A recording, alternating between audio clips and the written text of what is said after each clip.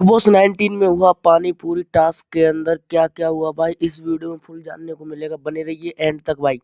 कल हुआ था भाई पानी पूरी टास्क भाई, जिसके अंदर भाई एक दूसरे को पानी पूरी खिलानी थी। उसके बारे में आपकी क्या राय है वो बतानी थी।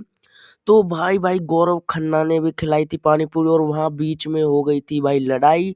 तो भाई लड़ाई कैसे शुरू होती है तो ये बताना चाहता हूँ मैं आपको। सबसे पहले लड़ाई शुरू होती है भाई, गौरव को अमाल ने खिलाई थी पानी पूरी भाई, गलती से उसके मुंह में ढकेल दी पानी पूरी। और भाई गौरव ने कहा अमल को कि भाई तूने हाथ मारा है मेरे मुंह पर।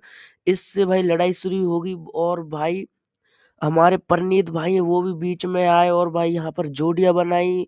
कौन कौन जोड़ियां रहती है ये भी टास्क हुआ। फिर भाई बाद में नॉमिनेटर के लिए खड़ा कर दिया गया भाई। अगर आप जानना चाहते हो कौन कौन हुआ है इस हफ्ते नॉमिनेटेड, तो भाई सब्सक्राइब करके लाइक करके इस वीडियो को कमेंट में लिख दो नॉमिनेटर पास टास्क मैं बना दूंगा भाई, कौन कौन नॉमिनेटेड हुआ है लाइक।